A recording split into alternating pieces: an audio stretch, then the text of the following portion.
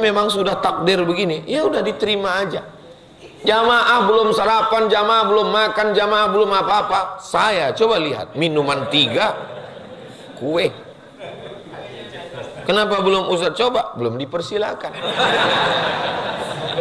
Jamaah sudah, monggo, monggo. Ada orang Medan, orang Sumatera, anaknya nikah sama orang Jawa. Pas datang ke Surabaya, apa kata besannya? Monggo, monggo, kata orang Medan ini, aku bawa salak, mangga juga kau bilang.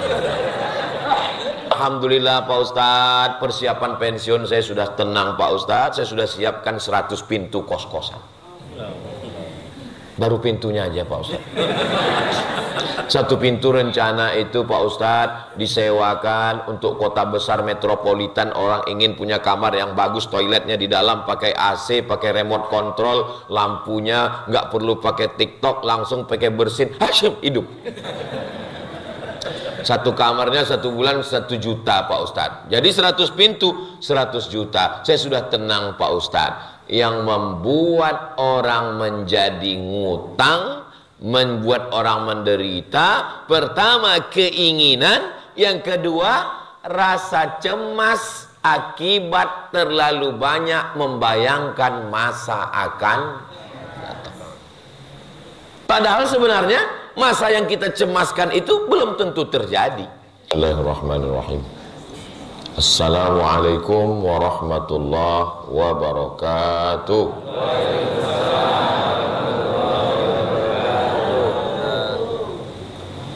Naik pesawat di waktu malam.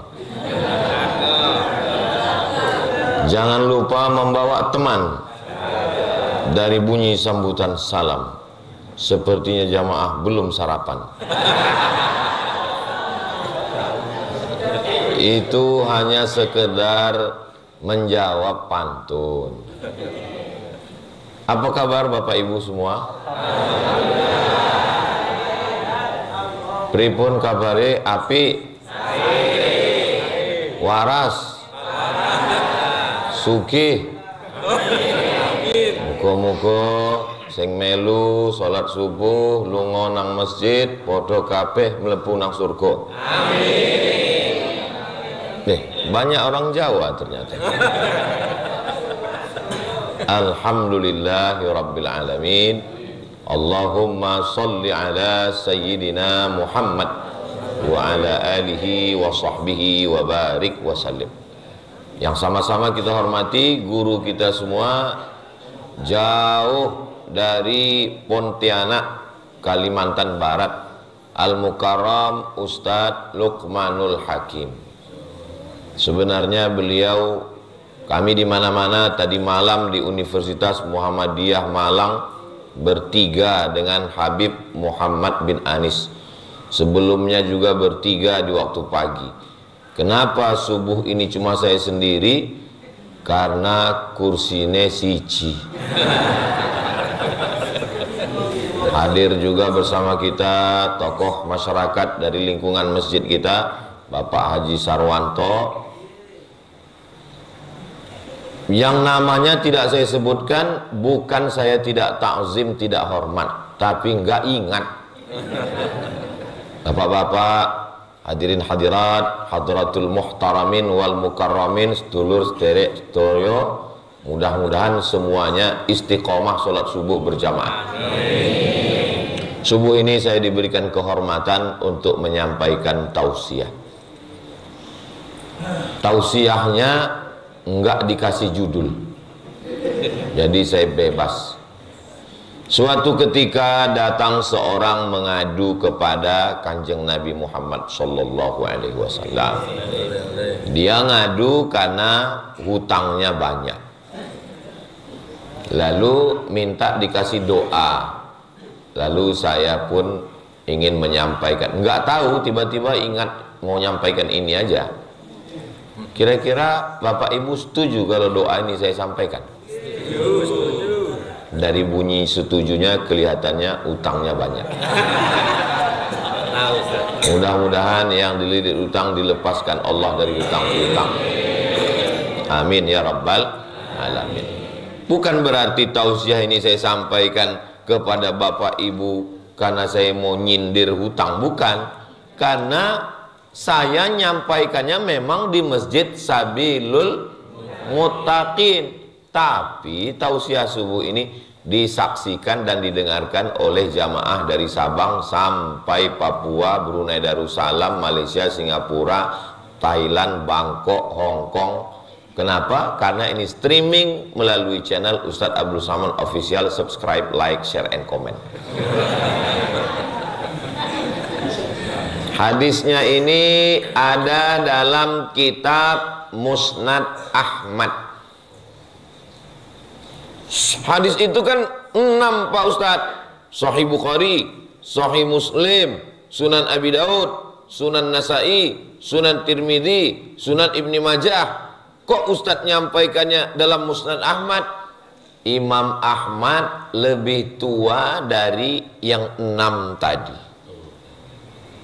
Imam Bukhari meninggal 256. Imam Muslim meninggal 261. Imam Ahmad meninggal 241.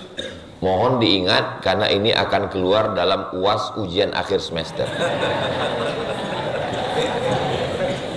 Jadi hadis bukan cuma 6 itu saja, masih banyak kitab-kitab hadis yang lain. Maka dalam kitab Musnad Ahmad bin Hambal disampaikan, Nabi pun mengajarkan kepada orang ini supaya diselamatkan dari 8 penyakit. Yang pertama, Allahumma inni a'udzubika minal hammi. Hammi bersusah hati karena terlalu banyak keinginan.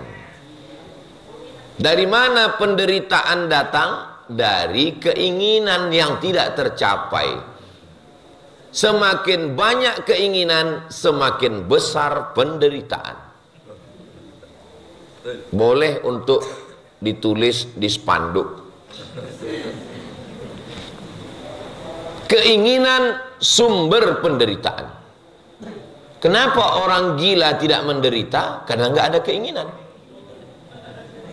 Kalau gitu kita gila aja Pak Ustaz. Jangan. Karena nikmat yang terbesar bukan nikmat sehat. Nikmat yang terbesar bukan nikmat makan. Nikmat terbesar adalah nikmat akal yang tidak diberikan kepada hewan. Ada 3 makhluk yang tidak dicatat amalnya. Yang pertama, anin naim hatta yastaiqis, orang tidur sampai bangun. Nek turu itu tidak dicatat amalnya. Makanya kalau mau buat dosa pas tidur. Yang kedua, anil sabi hatta yahtalim, anak kecil sampai akil balik. Anak kecil nggak dicatat amalnya. Tapi jangan gara-gara ini anak kecil besok nggak ikut sholat lagi. Ini ada anak kecil, ada anak kecil, ada anak kecil. Ini proses latihan. Bapak ibunya dapat pahala, mudah-mudahan jadi anak soleh solehah. Siji loro telu, anil majnun hatta yafiq, orang gila sampai sembuh. Anak kecil, orang tidur, orang gila, orang pikun, beda. Tapi sebenarnya sama-sama akalnya belum sempurna. Siapa yang wajib sholat? Baligh berakal. Siapa yang wajib puasa? Baligh berakal. Siapa yang wajib zakat? Baligh berakal mampu. Siapa yang wajib haji umrah? Baligh berakal mampu. Maka kalau ada suami ibu yang nggak sholat, berarti belum baligh dan tidak berakal.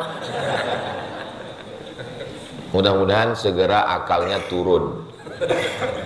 Bapak ibu yang dimuliakan Allah, maka yang pertama, Allahumma inni a'udzubika minal hammi, kesusahan, galau, gundah gulana disebabkan banyaknya keinginan. Memang Ustaz Somad nggak punya keinginan, saya masih punya keinginan. Ingin Ustaz apa? Ingin punya anak soleh, ingin punya anak penghafal Quran, ingin punya keluarga sakinah mawaddah warahmah, ingin supaya santri-santri nggak main-main, ingin supaya santri kejar target 3 tahun hafal Quran. Loh, katanya nggak boleh punya keinginan. Ini Ustaz keinginannya banyak sekali. Keinginan yang membuat kita dekat kepada Allah maka boleh, bahkan dianjurkan. Kalau nggak ada keinginan, nggak mungkin masjid Sabilul Muttaqin ini bisa ada. Ini kan keinginan masyarakat. Lampu ne api tenan. Saya beberapa kali tausiah di masjid, ada masjid lampunya bagus, tapi nggak hidup. Mati. Ini masjid cantik sekali. Masjid ini kecil tapi estetik dan penuh dengan seni yang indah. Cantik kaca. Kita rasa-rasa dalam akuarium mini sekarang. Itu maka pintunya dibuka. Soalnya kalau nggak dibuka, ibu-ibu, bapak yang di luar ngelihat saya ini seperti ikan sapu-sapu. Nah, maka keinginan ingin supaya ustadz tahu selesai tausiahnya itu jam berapa, maka dipasang jam di sana. Ingin tahu bagaimana waktu sholat, apa saja hadis hari ini, maka dipasang. Masya Allah, ada gambar saya. Tolong jangan bandingkan saya dengan gambar, karena itu sudah diedit. Keinginan supaya masyarakat nyaman di masjid, dipasang kipas angin, dipasang AC. AC, siji loro telu papat limo enam, 6 AC-nya. Hidup apa orang ini? Hidup. Alhamdulillah. Jadi keinginan-keinginan seperti ini baik, nggak salah. Keinginan saya dengan keinginan Ustadz Lukman nggak sama. Keinginan Ustadz Lukman ingin supaya 600.000 anak pesantren penghafal Quran bisa makan.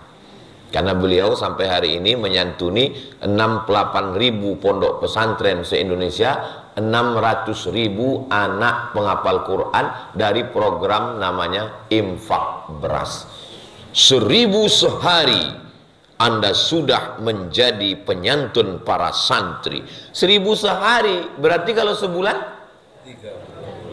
25.000, karena tanggal merah nggak dihitung. Kami nggak bisa nyetornya ke bank, capek tiap hari ngantar beras Pak Ustadz. Ada yang menjemput ke rumah. Siapa namanya? Paskas, Pasukan Amal Soleh, relawan. Jadi pikiran kita ini mesti diajak untuk memikirkan agama Allah, supaya jangan terlalu banyak keinginan yang membuat kita susah hati. Pergi kondangan kemarin hari Ahad, lihat tas teman kulit,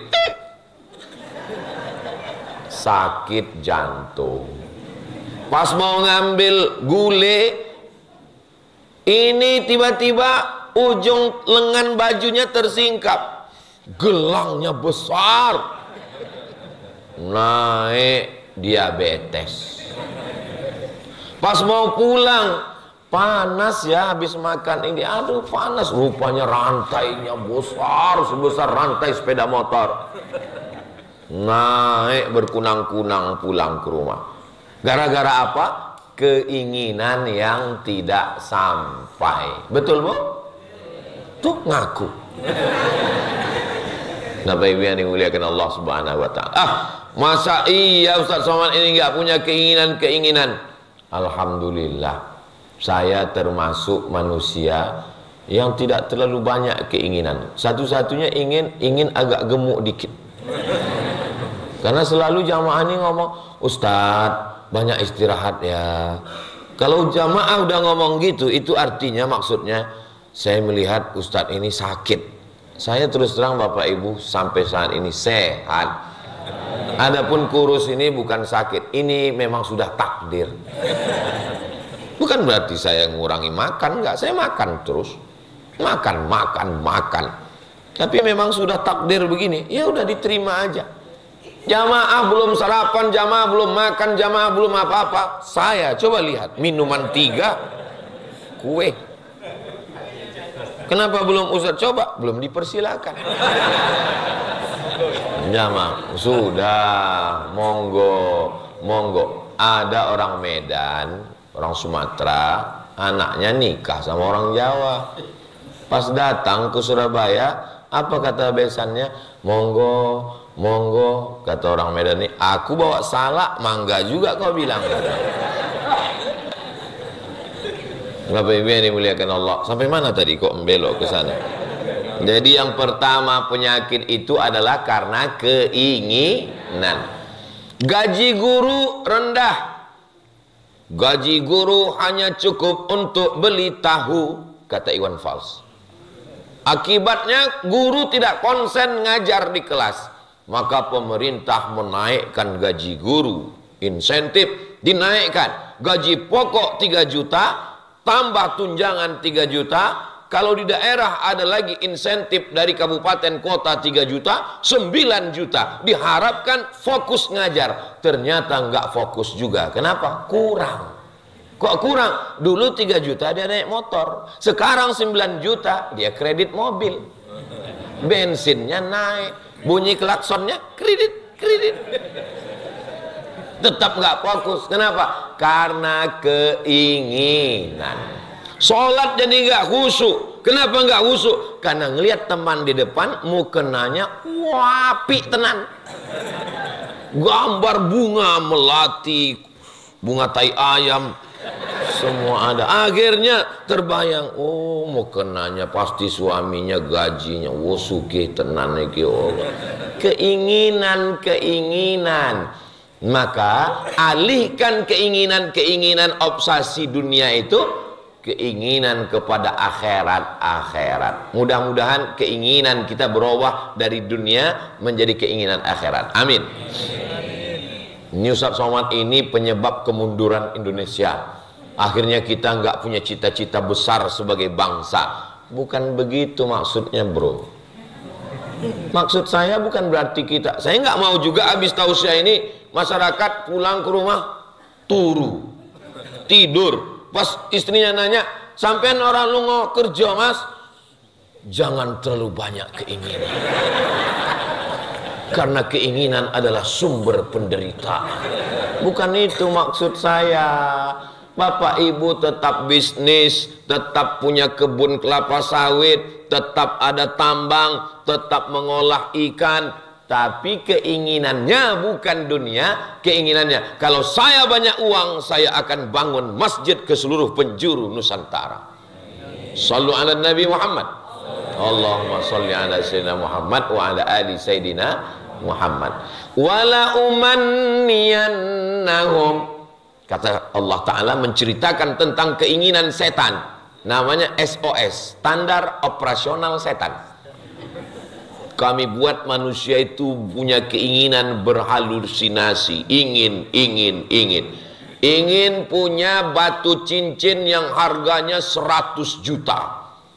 Ketika sudah punya, ingin 2. Sebenarnya dia aja yang merasa hebat, batu cincinnya mahal.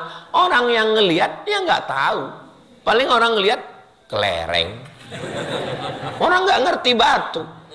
Ustadz nyindir yang punya batu? Enggak, saya suka batu. Oh kalau gitu Ustadz beli mahal? Enggak, ini mereknya Casio, dikasih orang. Ustadz Somad, wajahnya pucat. Kenapa? Tolong cari siapa yang tahu tentang masjid di daerah sini. Kenapa Pak? Jam saya yang harganya 100 juta itu tadi tinggal waktu wudhu Pak Ustadz. Fungsi jam kan cuma ngasih tahu bahwa sekarang jam 5:10. Mau mahal mau murah kan sama. Iya tapi Ustaz Somad punya jam bagus. Ini dikasih Ustaz Lukman. Beliau ngasih saya. Maka setiap saya ngelihat jam ini, saya ingat beliau. Begitulah persahabatan. Sedulur saklawase. Berteman di dunia, bertetangga di surga. So sweet. Bapak Ibu yang dimuliakan Allah Subhanahu wa taala, doakan supaya yang ceramah ini jangan cuman pandai ngomong, tapi keinginannya juga jangan terlalu besar terhadap dunia ini, insyaallah. Amin. Apa keinginan Ustadz sekarang yang paling keinginan? keinginan saya mati husnul khotimah. Dari bunyi aminnya kelihatannya setuju semua. Memang setuju. Nggak ada gunanya ceramah banyak, tausiah, kalau tidak mati dalam keadaan la ilaha illallah Muhammadur sallallahu alaihi wasallam. Pertama, Allahumma inni a'udzubika minal hammi wal hazan. Hazan adalah cemas, takut, khawatir, masa lalu sedih, masa akan datang cemas. Kenapa orang korupsi? Karena cemas nanti kalau setelah pensiun makan apa, anak mau sekolah biaya gimana, mau nikah anaknya mantu sewa hotel berapa, cateringnya berapa, cucunya mau akikah beli kambing gimana. Alhamdulillah Pak Ustadz, persiapan pensiun saya sudah tenang Pak Ustadz, saya sudah siapkan 100 pintu kos-kosan. Baru pintunya aja Pak Ustadz. Satu pintu rencana itu Pak Ustadz disewakan untuk kota besar metropolitan, orang ingin punya kamar yang bagus, toiletnya di dalam pakai AC, pakai remote control, lampunya nggak perlu pakai TikTok, langsung pakai bersin, hasyum, hidup. Satu kamarnya 1 bulan 1 juta Pak Ustadz. Jadi 100 pintu 100 juta. Saya sudah tenang Pak Ustadz. Yang membuat orang menjadi ngutang, membuat orang menderita, pertama keinginan, yang kedua rasa cemas akibat terlalu banyak membayangkan masa akan datang. Padahal sebenarnya masa yang kita cemaskan itu belum tentu terjadi. Hidup ini sebetulnya nggak sulit, Besti. Yang sulit itu adalah mikirin omongan. Tuh banyak yang ngaku. Dulu saya beli mobil second, mereknya nggak usah disebutin, nggak jadi iklan gratis. Orang ngomong ini mobil ini nanti kalau mati di jalan onderdilnya mesti pesan ke Jakarta. Ini mobil gajah, nyedot minyak bensin lagi mahal. Pas saya pakai 2 tahun nggak pernah rusak, minyaknya biasa aja. Lalu selama saya mikir, sebetulnya mobil ini biasa aja, tapi omongan orang ini yang luar biasa. Ustadz dendam dengan orangnya? Enggak dendam, cuman wajahnya ingat. Dulu kalau kita nggak mau dikomen orang tentang hidup kita, kamar kita kunci, pintu kita kunci, pagar kita kunci, kita di rumah tenang. Zaman sekarang pagar dikunci, kamar dikunci, rumah dikunci, di rumah tetap dikomen orang. Di mana? Facebook, Twitter, BBM, WhatsApp, grup-grup. Semakin banyak grup, semakin galau. Saya kalau saya pikirkan komen orang tentang saya, udah lama saya mati. Kalaupun nggak mati setengah, nyambung jamaah. Ini tanda orangnya cerdas semua. Jadi yang membuat kita ini dililit utang, maka Nabi mengajarkan jangan terlalu banyak keinginan dan jangan terlalu banyak prediksi-prediksi ke depan yang membuat kita ketakutan. Yang membisikkan ketakutan itu siapa? Asyaitanu ya'idukumul faqra. Setan membisikkan pada kamu faqra. Faqra artinya kurang. Kurang. Sudah punya rumah 1, kurang. Sudah punya mobil 1, kurang. Sudah punya anak 1, kurang. Cukup, jangan kita teruskan Pak. Jangan kita teruskan. Kecuali kalau pengajian ini laki-laki semua. Tenang Bu. Aku tahu apa yang kalian khawatirkan. Maka keinginan-keinginan ditambah dengan prediksi-prediksi masa depan, ketakutan. Kenapa Fir'aun mengadakan razia? Razianya bukan lalu lintas. Razia anak kecil yang lahir, tangkap, sembelih, bunuh. Karena prediksi ke depan yang membuat dia ketakutan. Suatu malam dia mimpi. Dalam mimpinya dia ngelihat ada anak kecil menarik mahkotanya. Terus dia kumpulkan semua. Namanya Watim Fir, Dewan Pertimbangan Fir'aun. Wahai para penasehat Fir'aun, ya, tadi malam saya mimpi. Mimpinya apa, Mas Fir? Mas Fir'aun. Mohon maaf kalau kebetulan ada Mas Fir. Apa mimpinya? Mimpi saya tadi malam ada anak kecil menarik mahkota saya. Kalau begitu ada anak yang lahir tahun ini yang akan menarik kekuasaanmu. Ternyata Fir'aun ketakutan. Dia kerahkan semua Kapolres, Dandim, Kapolsek. Tangkap ini anak kecil. Gara-gara siapa? Gara-gara pembisik-pembisik. Maka jangan jadi pembisik. Karena yang suka berbisik itu alladzi yuwaswisu fi sudurin nas minal jin. Makanya kalau ada teman yang suka berbisik, Allahu la ilaha illa huwal hayyul qayyum la ta'khudhuhu sinatun wa la nawm. Masalahnya yang berbisik ini bukan cuman dari kalangan minal jinnati wan nasiki. Kalau sing wal jinnati insyaallah pakai ayat kursi selesai. Tapi kalau yang wan nas itu mesti pakai nyambung lagi jamaah.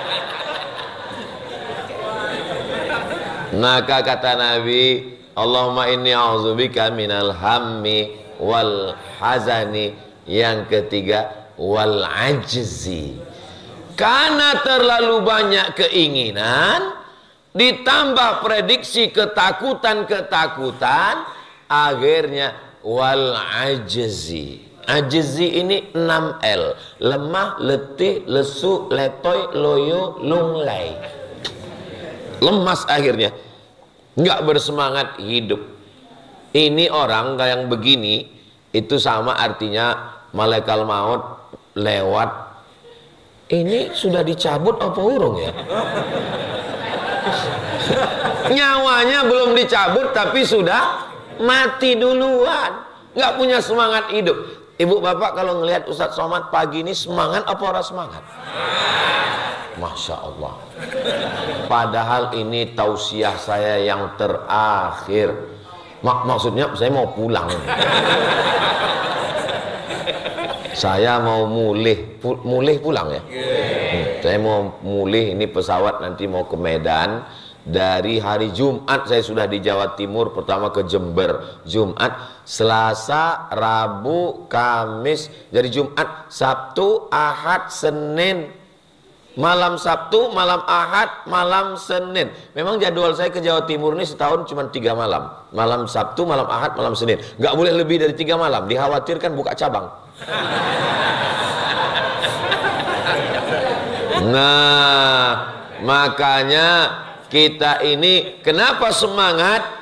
Karena tidak terlalu banyak keinginan, menyebabkan penderitaan batin, galau, gundah gulana, stres, depresi, anxiety, dan tidak pula terlalu banyak mendengarkan omongan orang tentang prediksi-prediksi masa depan yang membuat kita menjadi susah hati. Biasa aja guys, nikmati saja hidup ini apa adanya. Betul?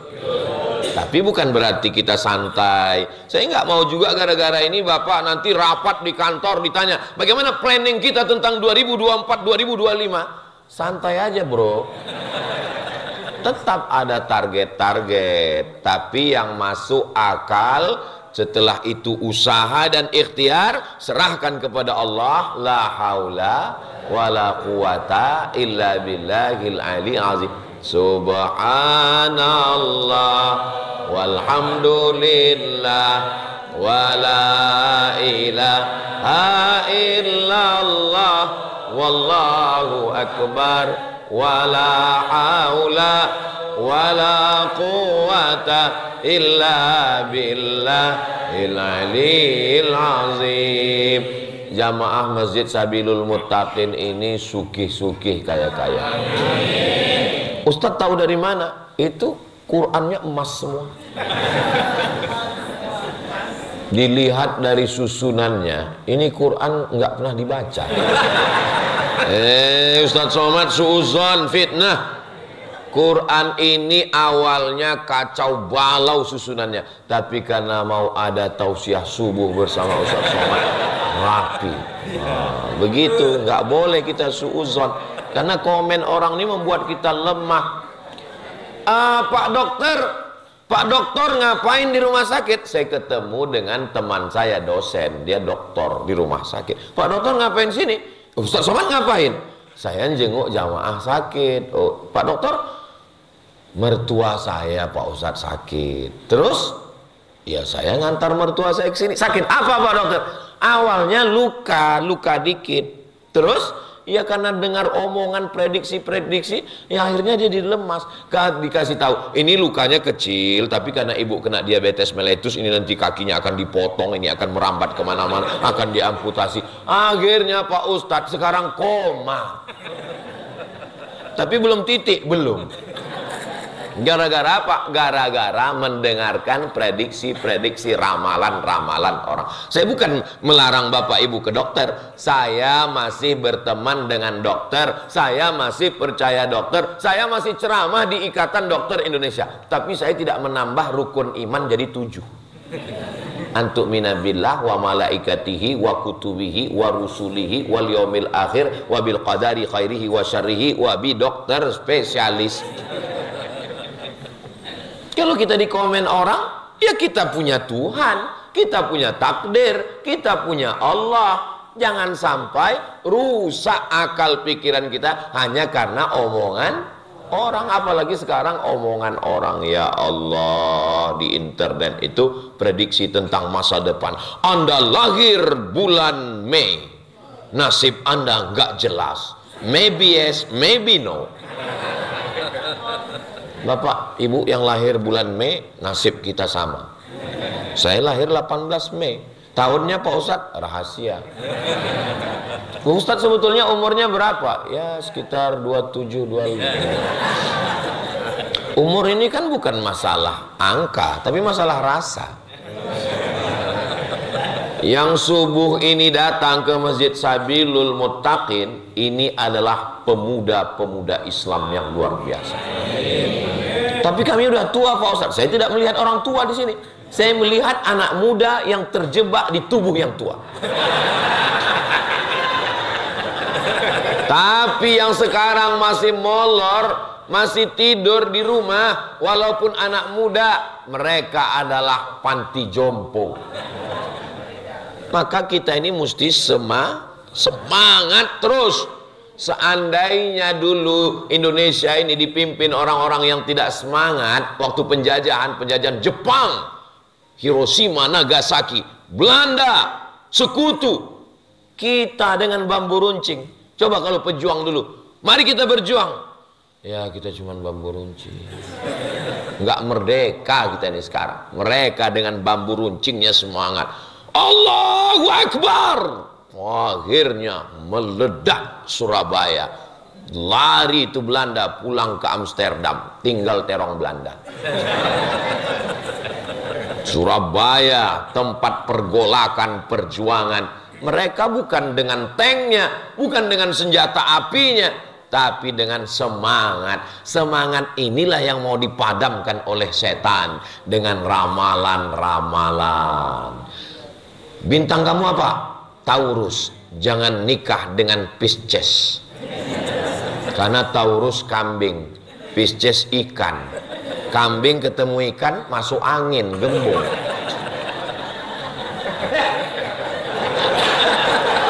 Akhirnya jadi apa? Akhirnya jadi itulah penyakit lemah, letih, lesu, letoy, loyo, lunglai. Bawaannya mau mati aja. Semangat. Alhamdulillah, saya lihat jamaah ini semangat semua. Ustaz tahu dari mana semangat? Dari ketawanya, dari senyumnya semangat. Saya kalau udah tausiah di tempat orang yang nggak semangat, capek mancingnya nggak bisa. Ketawanya dikit aja. Senyumnya pun nggak sampai ujung. Tapi di Sabilul Muttaqin ini memang orang-orangnya semangat luar biasa. Sallu ala Nabi Muhammad. Allahumma salli ala sayyidina Muhammad. Dan di Masjid Sabilul Muttaqin ini perasaan kita tetap berjuang melawan Belanda terus. Kenapa? Merah putih. Oh iya, sekarang mau 17 Agustus. Saya tadi waktu datang luar biasa. Padahal ini kan nggak ada dalam jadwal. Ini di luar jadwal. Serobotan. Ini ada penculikan. Tapi saya heran tadi pas masuk, kenapa jamaahnya nyambut saya luar biasa ini. Kenapa baliho umbul-umbulnya banyak sekali.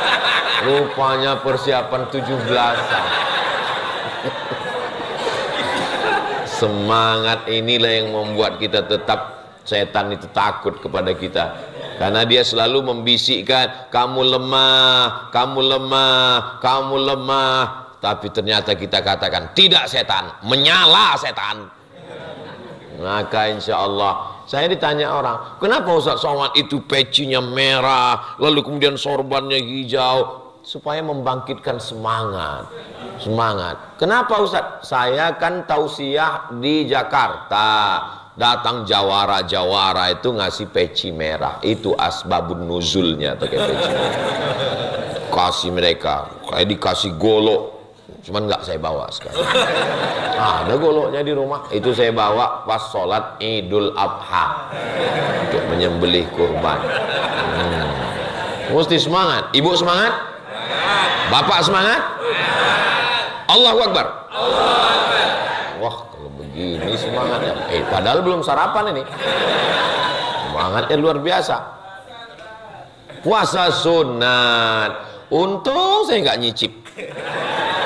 Coba kalau saya nyicip. Ustaz Somad itu ngomong aja ceramah puasa sunat, dia aja nggak puasa. Sekarang alhamdulillah semua menduga saya puasa. Saya kalau ditanya, Ustaz kan yang ceramah ngajak puasa, kenapa Ustaz nggak puasa? Musafir. Selalu ada jawaban. Allahumma inni a'udzubika minal hammi wal hazan wal ajzi wal kasal. Kalau sudah lemah, bawaannya mau baring-baring, bawaannya malas, maka muncul penyakit keempat, wal kasal.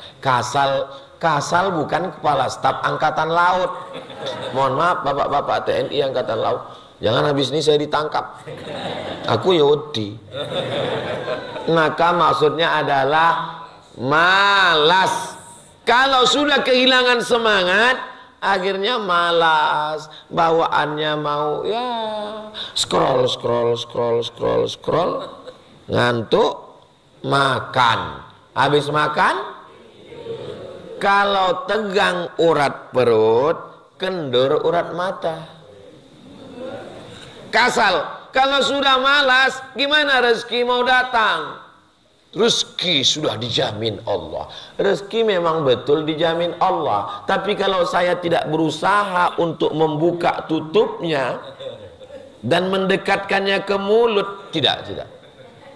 Ini kan punya saya kan? Saya hanya lebih ingin meyakinkan sebenarnya. Inilah takdir kita yang sudah dituliskan di Lauhil Mahfuz, ini punya kita. Tapi kalau kita tidak ada ikhtiar, usaha untuk mendekatkannya ke mulut kita. Kalau Tuan beli peniti, jangan ditusukkan ke sayur kubis. Kalau mic sudah mati-mati, tanda waktu sudah mau habis.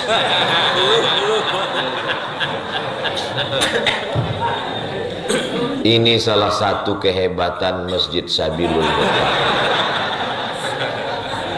Jarang-jarang kita tausiah mic langsung ada pengganti dan suaranya lebih bagus dari yang pertama. Luar biasa nih Masjid Sabilul Muttaqin. Saya kadang kalau ketemu sama jamaah, Ustaz ingat dengan saya? Di mana ya? Enggak ingat. Ustaz enggak ingat. Tapi Masjid Sabilul Muttaqin ini pasti ingat insya Allah.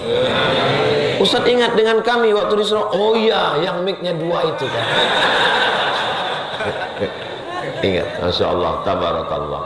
Jadi kalau sudah kita malas, akhirnya tidak bisa mencukupi kebutuhan, tapi perut tetap juga mau makan, apalagi zaman sekarang konsumtif. banyak keinginan, kurang pekerjaan, banyak kebutuhan, kurang pemasukan, akhirnya judi online. Modalnya dari mana? Pinjaman online. Tapi dosanya offline. Nerakanya bukan online. Nah inilah, maka jangan malas. Maka orang Islam diajarkan bangun pagi. Nenek moyang kita, orang Nusantara, sebelum ulama datang ke negeri ini, memang sudah rajin bangun pagi. Makanya ada istilah, jangan sampai rezeki dipatok ayam. Sekarang tidur sampai jam 8, jam 9, rezekinya dipatok ayam, diterkam kucing, dimakan. Allahumma barik li ummati fi bukuriha, berikan berkah pada umatku di waktu pagi. Siapa yang paling cepat bangun pagi, siapa yang paling awal bangunnya, dia yang paling banyak dapat keberkahan. Ibu tadi ada yang bangun jam 3 tahajud. Bahkan ada di antara bapak jam 2 memang nggak tidur, nonton bola. Dalam Islam kita diajarkan mata diberi hak, tenaga diberi hak, dan kita bersemangat bekerja. Langkahkan kaki, bismillahi tawakkaltu ala Allah, la haula wala quwata illa billahil aliyil azim. Dapat rezeki yang halal, ambil bambu, pasang mata kail, pancing, cari cacing, kodok, pasang. Kenapa kamu pasang pancing banyak-banyak? Karena Allah menyuruh saya berusaha. Masalah ikannya bukan urusan saya. Kenapa orang jadi malas? Kamu nggak mancing hari ini? Ya kalau ada ikannya. Kalau nggak ada, ikan ada nggak ada itu urusan Allah. Jangan urus urusan Allah sampai kita ninggalin urusan kita.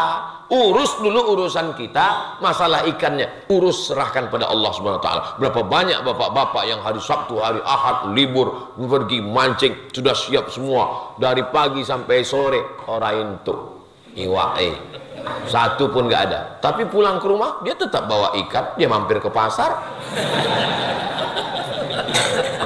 Bapak Ibu yang dimuliakan Allah Subhanahu wa taala, mudah-mudahan kita tetap diberikan semangat sehingga kita semangat terus untuk bekerja, tidak bermalas-malasan. Ada seorang wali Allah, paling tinggi Rasul, di bawah Rasul Nabi, di bawah Nabi wali. Saya bulan lalu pas lagi tausiah, datang bapak-bapak pakai sorban, bawa tasbih. Dia berbisik ke telinga saya, menurut pengamatan saya Ustadz adalah wali. Menurut pengamatan saya Ustadz Somad adalah wali. Yang udah 2 kali wali. Yang ketiga coba kita tes ya. Menurut pengamatan saya Ustadz adalah wali. Lalu saya balas berbisik, wali murid. Dia mau melambung-lambungkan saya, nggak mempan. Saya ini bukan orang yang bisa dilambung tinggi, biasa aja. Tapi saya senang dilambung. Jadi kita ini disuruh berusaha, berikhtiar. Ini anak-anak muda sekarang nggak ada semangat sama sekali. Sampai orang tuanya bingung, jodohmu piye ndo? Kamu kok nggak nyari? Kalau jodoh nggak akan kemana. Memang betul, tapi saingan di mana-mana. Mudah-mudahan anak-anak kita dapat jodoh yang soleh dan soleh, diberikan kebaikan dunia dan akhirat. Ini anak saya Pak Ustadz belum dapat kerja juga, gimana Pak Ustadz? Nggak ada yang sulit bagi Allah. Innama amruhu iza arada syai'an ayyakula lahu kun.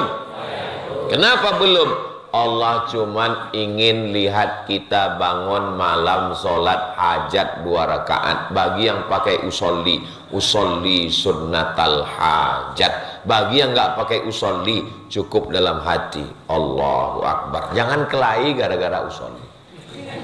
Yang sebelah pakai usolli, usolli sunnatal hajat. Yang sebelah mau nyindir yang sebelah, nggak pakai usolli. Oh, pakai usoli bagus. Nggak pakai. Saya terus terang kalau disuruh jadi imam paling takut salah adab. Tadi kok mau Ustadz jadi imam di sini? Saya dikasih tahu, Ustadz maju.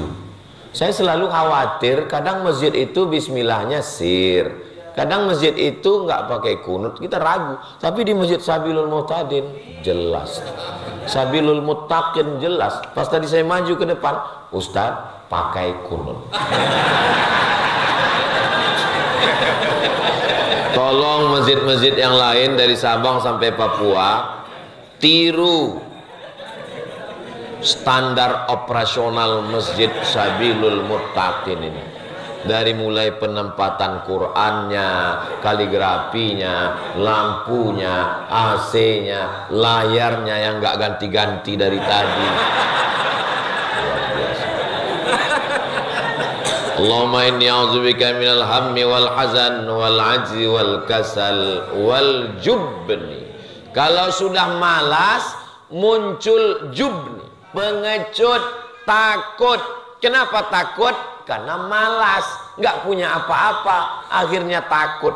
Ngelihat orang kaya, takut. Ngelihat pejabat, wedi. Saya nggak pernah takut dengan siapapun. Saya duduk di samping pejabat, saya duduk di tengah mereka. Walaupun saya tidak ada jabatan, walaupun saya bukan orang kaya, saya duduk di tengah mereka. Apa yang membuat Ustadz kuat? Saya yakin mereka itu kan calon mati semua. Saya selalu mengajarkan kepada adik-adik mahasiswa yang akan KKN. Kalian kalau KKN nanti jangan takut. Kalian berhadapan dengan Pak RT, Pak RW, Pak Kades, Pak Kadus, Pak Camat, Pak Bupati datang safari Ramadan. Disuruh anak KKN bawa acara. Kepada yang terhormat, Bapak, kenapa takut? Kalian masa depan, mereka masa lalu. Apa yang kalian takutkan? Saya bilang.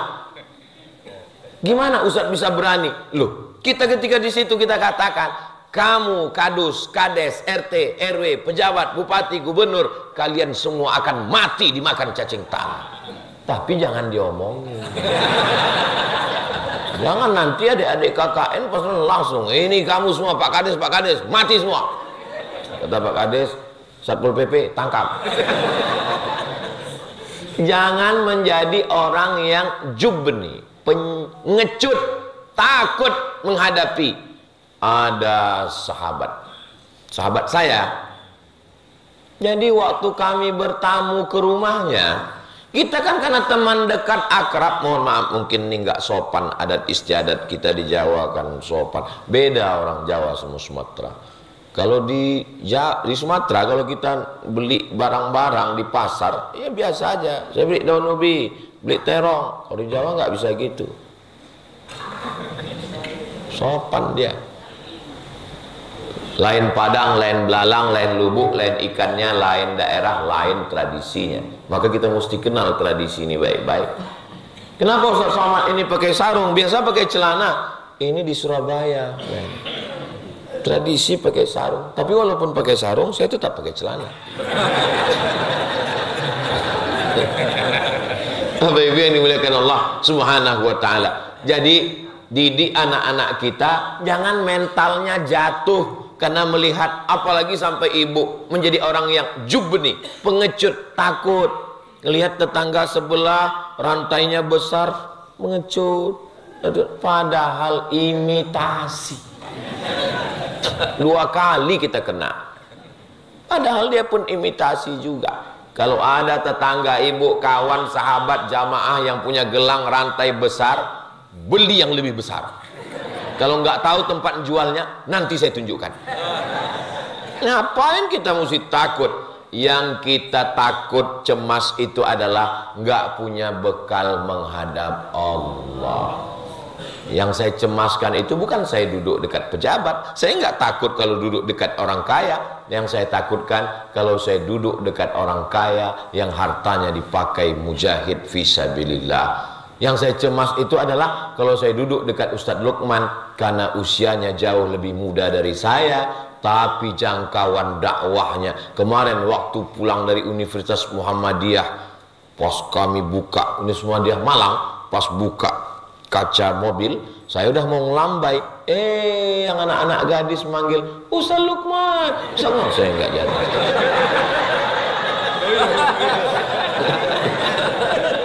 Bapak Ibu yang dimuliakan Allah Subhanahu wa taala.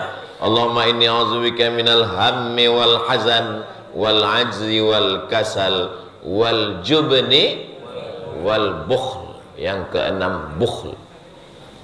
Bukhl itu Pak Ustaz, orangnya bakhil, sifatnya bukhl, pelit, bin medit, bin kikir, bin sulit, dan seterusnya. Ini di masjid ini nggak ada yang bakhil. Dari mana Ustaz tahu nggak ada yang bakhil? Kalau jamaah Masjid Sabilul Muttaqin ini bakhil, nggak akan mungkin masjid ini tegak berdiri, cantik, indah, kaligrafinya sampai atap. Itu emas semua itu. Pak Ustadz, dalam Quran itu kan bunyi ayatnya, wa may yuqashuha nafsihi faulaika humul muflihun. Siapa yang selamat dari sifat kikir, bakhil, medit, pelit, dialah orang yang beruntung. Tapi dalam ayat itu kan syuh. Tadi Ustadz sebut bakhil. Kalau begitu ada bakhil, ada syuh. Ya, apa bedanya? Kalau bakhil, uang dia hanya dia untuk dia, nggak boleh untuk orang lain. Itu namanya bakhil. Kalau syuh, uang dia nggak mau dia makan, yang dia makan uang orang lain. Kira-kira bisa dipahami? Memang sulit paham kalau belum udah makan sahur tadi. Oke, ilustrasi ringannya begini. Misalnya kita jalan bertiga, musafir nih, jalan bertiga mau ke Sumatera, lalu kemudian mampir di rumah makan. Pas makan, selesai makan kan bayar kan? Panggil, mbak, hitung berapa? Hitung, kata dia 100.000. Lalu saya keluarkan 25.000. Saya bilang, ini untuk saya, sampean bayar sendiri. Itu namanya bakhil, karena uang dia tidak mau kasih ke orang. Ada yang lebih hebat lagi dari dia. Pas giliran ngitung, sediluk ya, aku arak ngomong sediluk. Sebentar ya, saya mau ke belakang arak ngising itu. Jangankan mau bayarin orang, uang dia pun dia tidak mau makan. Dia berusaha supaya rekeningnya utuh. Ini namanya syuh. Dan di Masjid Sabilul Muttaqin ini jamaahnya sudah selamat dari bakhil dan syuh. Amin. Dari bunyi aminnya masih banyak yang masih. Doakan supaya Ustaz Somad jangan kena penyakit bakhil, bin kikir, bin syuh, bin medit, bin pelit, bin na'udzubillah. Karena orang kalau sudah bakhil dia nggak akan bayar zakat. Teman saya yang jadi, Ustaz Somad ini tausiahnya sampai jam berapa? Sesuai dengan kode etik 600 ml. Tadi saya mulai tausiah jam 5, nanti berhenti pada pukul 6. Walaupun air minumnya 3, tetap 60 menit. Jadi jamaah jangan cemas, ini ngelihatnya 3 berarti 3 jam. Enggak, tetap 60 menit. Orang kalau sudah bakhil nggak mau bayar zakat, Bapak Ibu. Orang kalau tuan pergi ke Mekah, jangan lupa bawa kapulaga. Sudah lama Abdul Somad tausiah di masjid ini, mikrofonnya 3. Sisi loro telu, yang satu lagi direparasi. Luar biasa. Memang betul-betul meninggalkan kenangan yang indah. Tak ini.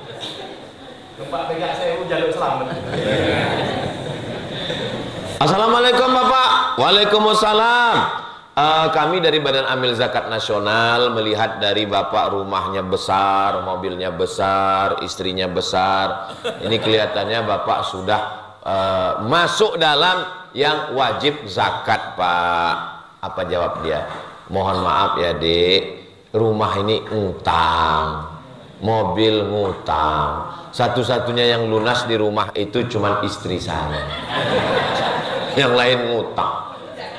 Ternyata orang-orang kaya walaupun duitnya banyak, tapi kalau dia kena penyakit bakhil, pelit, kikir, tidak akan mau bersodakoh. Kok solawat? Nggak akan mau bersodakoh. Kenapa? Dikuasai oleh pelit. Masya Allah, masuk mic yang ketiga. Udah mulai putus-putus dari suara. Allahumma inni a'udzubika minal hammi wal hazan wal ajzi wal kasal wal jubni wal bukhul. Yang ketujuh, wadala'id daini, dililit hutang.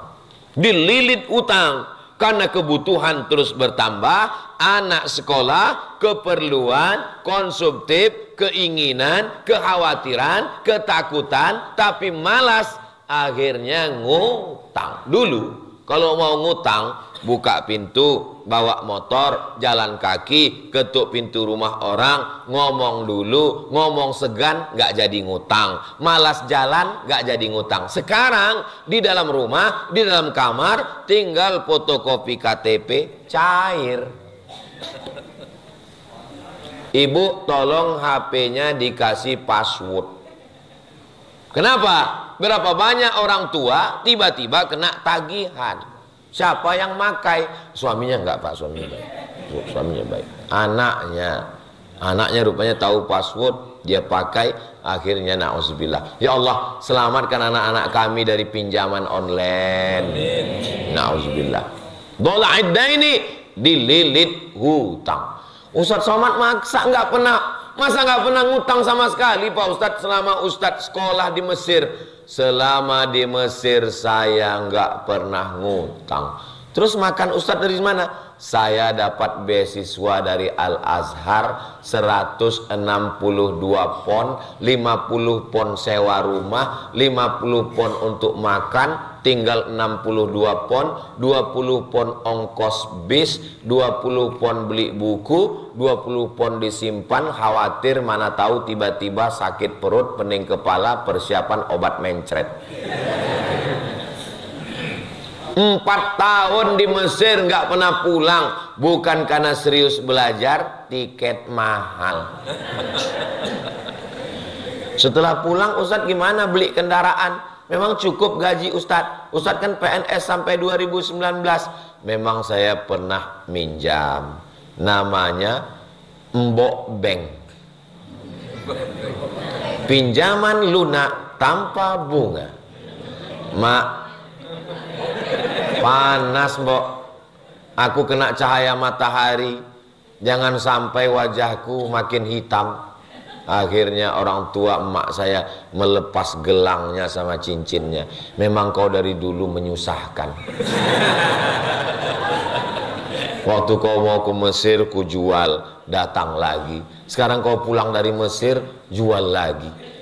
Tapi kau jangan sampai minjam, aku nggak mau kau dililit utang. Jadi pendidikan yang pertama adalah pendidikan ibu. Ustadz yang ceramah belum tentu. Saya nggak ngutang itu karena ibu saya. Datang jamaah bawa duit. Ustadz Somad, ini 50 juta, pakailah untuk ke Dialer, DP beli mobil baru. Karena saya lihat mobil Ustadz nggak layak.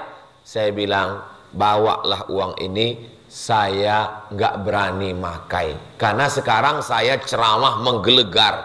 Karena saya belum pinjam uang kamu. Kalau saya sudah pinjam, nanti suara saya nggak bisa keras lagi. Akhirnya jamaah maklum dan faham. Maka jangan sampai anak-anak kita dola'id dain, dililit utang. Mudah-mudahan kalau ada di antara kita yang sempat dililit utang, disegerakan lunas dari utang-utang. Banyak juga ya.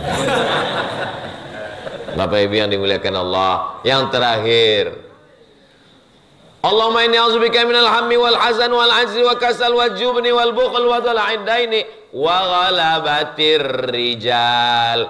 Kalau sudah ngutang, yang ke-8 pasti ghalabatir rijal, dikuasai orang lain. Ngomongnya nggak bisa lancar.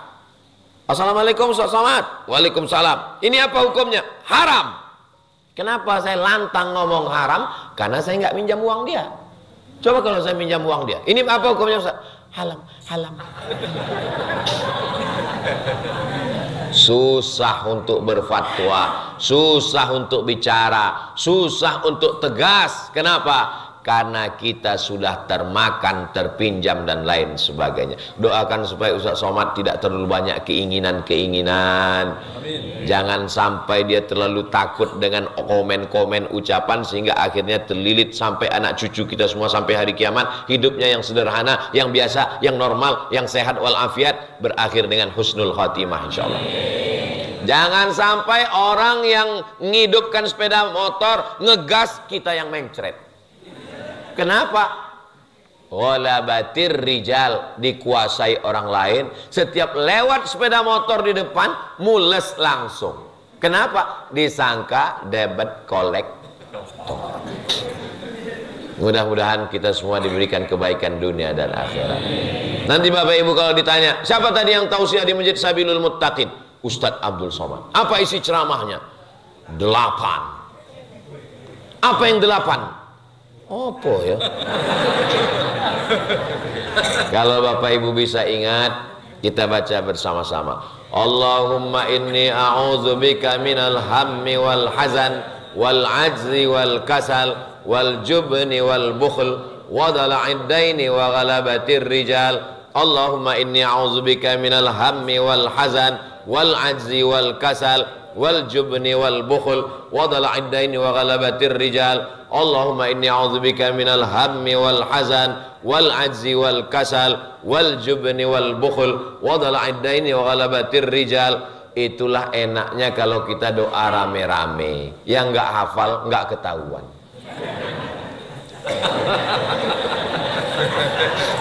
Namanya doa lip sync.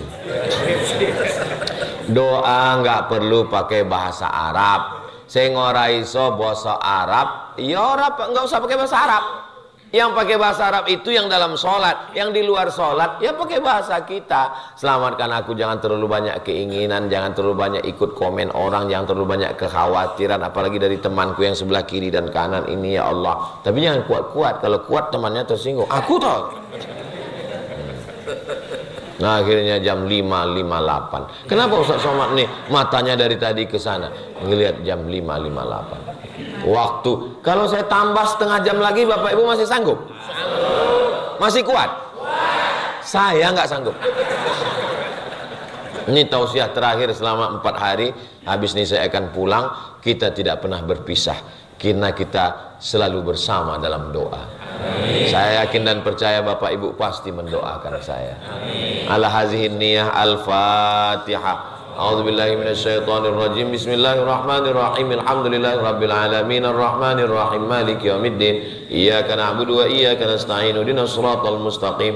Shiratal ladzina an'amta 'alaihim ghairil maghdubi 'alaihim waladdallin. Amin.